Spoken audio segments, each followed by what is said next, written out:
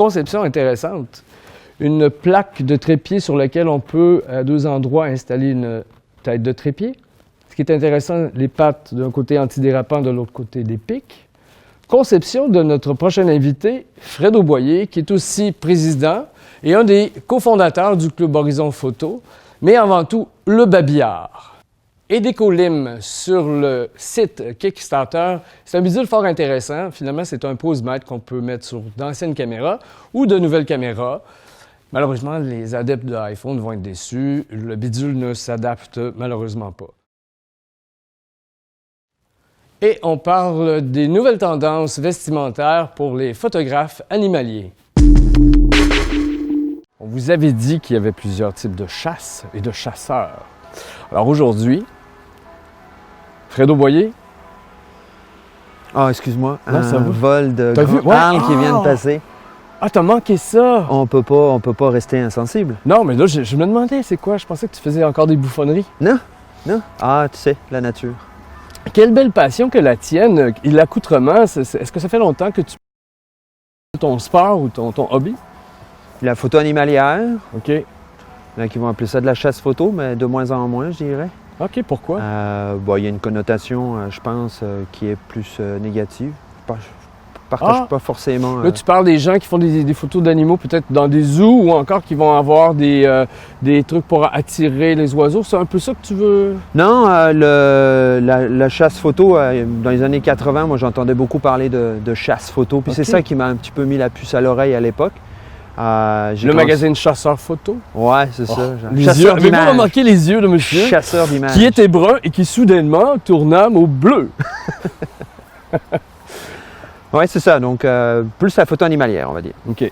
Mais ça vient de où? Est-ce que tu as déjà été un vrai chasseur? Est-ce Non. que dans ta famille, tu as dit, moi, Absolument pas, mais j'ai toujours été un amoureux de la nature, du plein air. OK.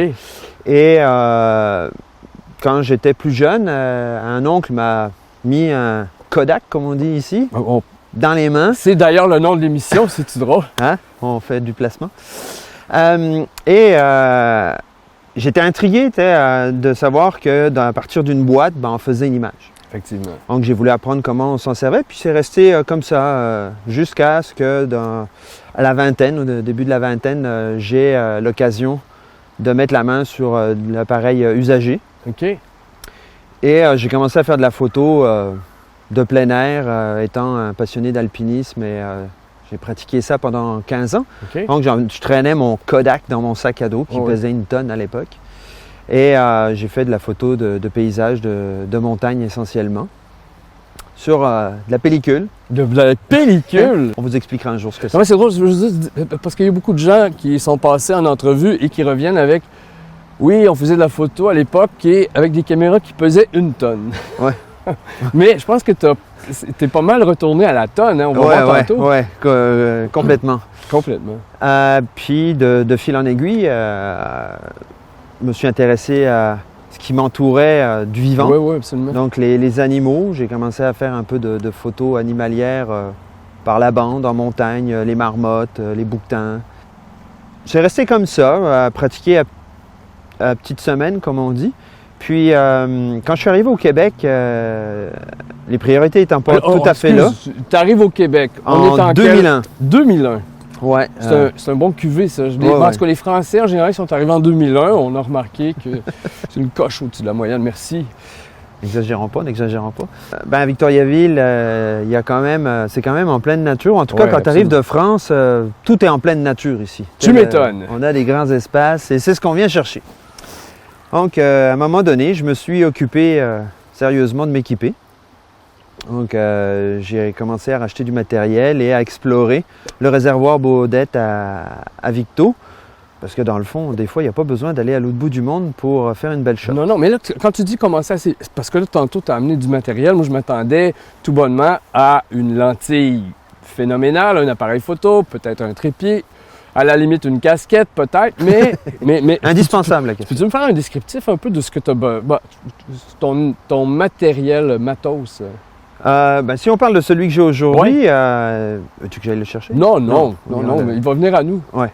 Il s'en vient à pied. Il s'en vient, tu vas voir, c'est bien fait. J'ai actuellement la lentille que j'utilise le plus, ça fait peut-être 2 ans que je l'ai. C'est une 500 mm f4 Wow.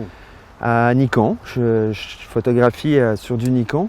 Que j'ai acheté à un photographe professionnel de Québec qui fait beaucoup de plein air et d'animalier. Jérémy Leblond-Fontaine qui fait des fabuleuses photos animalières. Et j'ai racheté sa lentille au moment où il l'a changée en partie pour le poids, on en parlait. Effectivement, c'est une lentille quand même assez lourde qui fait 4 kg. 4 kilos. Sans le boîtier, mais rendu là, le boîtier devient quasiment négligeable. Est-ce que tu étais du genre à refaire un peu de retouche justement pour venir oui, ramener les je retravaille toutes mes photos. Je photographie en RAW. En RAW? Ouais. Voyez, c'est le seul mot, visiblement, quand tu vas dire qu'on peut détecter tes origines. Ouais. Répète. En RAW. C'est ça. Donc, j'ai longtemps été dans la série 7000 chez Nikon pour le capteur Rognier, là, cropped. Et je me suis acheté un D750 usagé, donc qui est en plein format. Oui, absolument. Et donc, ça me permettait de faire les deux. Le plein format, je vais l'utiliser plus pour la macro ou les paysages, ces choses-là. Oui, ça doit être quand même intéressant le couplage avec ta 500 mm. Oui, ça fait... Puis, quand je promène les deux, comme c'est une 500 fixe et que je fais beaucoup de photos en affût, des fois, je ne peux pas me déplacer. Non. Et le D500, qui est une fabuleuse machine pour l'animalier, le sportif, il y a un facteur grossissant de 1.4. Des fois, je suis trop près. Ah. Fait que on enlève le boîtier, on met le D750. Ça ne tente pas d'acheter une autre 500 à côté? Non, des fois, je promène, mais ça fait trop de matériel à manipuler en même temps. Ta possibilité de mouvement est assez limitée. Quand l'animal est devant toi, tu veux pas qu'il parte au galop, là, tu veux en profiter le plus longtemps. Fait que tu bouges pas. Est-ce que tu es souvent sur trépied? Oui, tout le temps. Ouais, j'imagine. Tout le temps, parce que j'attends des fois des longs moments, des fois des longues heures. Je suis curieux, là, dans tout ton équipement, je vois que le gadget là, que tu aurais, qui vraiment le petit gadget, là, le phoné, là, que tu es content. Du matériel que j'ai? Oui. Ben, je te dirais que ma 500 mm, c'est pas un gadget, là, mais... J'avoue, j'espérais que tu l'oublies. Il y a juste un problème, c'est du Nikon, mais bon, j'aurais pu me contenter. Il repart, la polémique. Il repart.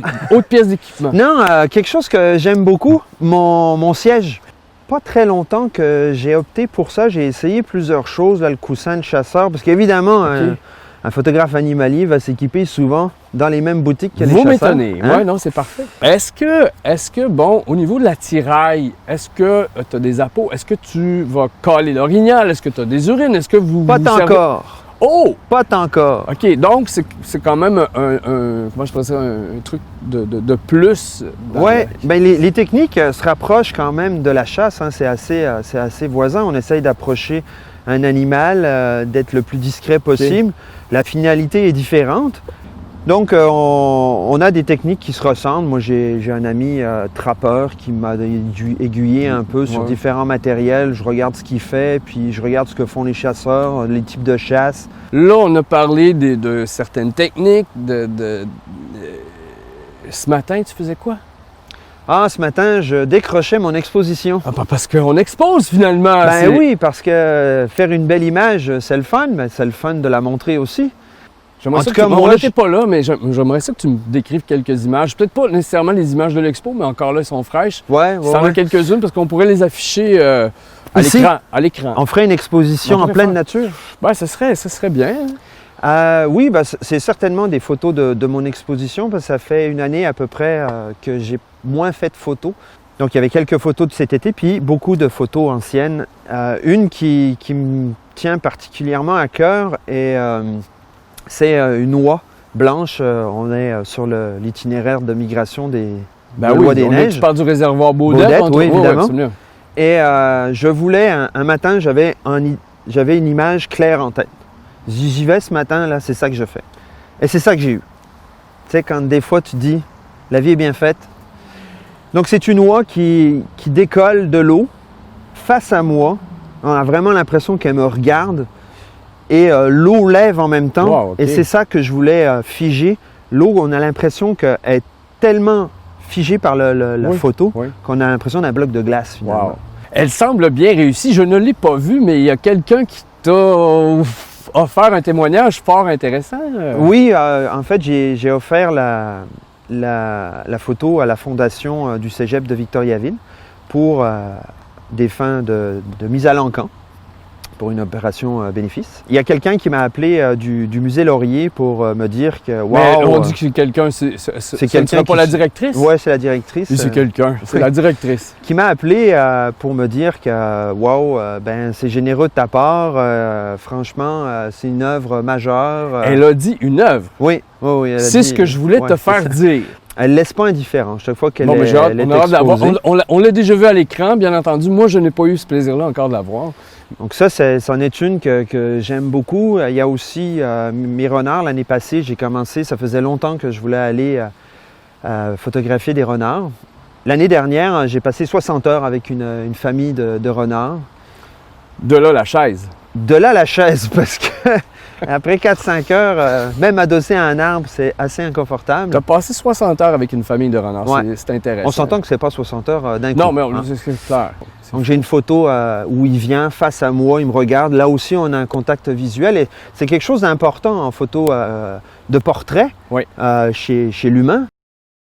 Chose aussi chez l'animal, Absolument, quand on absolument. arrive à avoir un contact visuel. Ouais. On pourrait écrire On- un prénom sous la photo de l'animal, tellement on a cette intimité. Ben, des fois, on est un peu tenté quand ça fait 60 heures qu'on. Ben non, on mais est- Paul, ou non, C'est- peut-être pas pour un Ouais, renard, mais j'ai un ami qui en a fait cette année, et Ok. puis il les avait nommés. Je trouve ça excellent. Steve, je me souviens plus. prochaine exposition? Il n'y a rien de programmé encore. Puis avec les mesures sanitaires, c'est un petit peu, C'est ça. délicat. Je pense que c'est le temps de se concentrer, puis je pense que la forêt nous appelle. C'est Ouais, ouais, merveilleux. c'est ça. Il faut profiter des couleurs de ce temps-ci de l'année pour aller faire quelques photos. Voilà, faisons le plein de gigabytes. C'est ça. Hey, mon cher ami, On merci aura l'hiver beaucoup. pour les traiter. Voilà, tiens, on se fait un high five. Merci beaucoup. Merci à toi.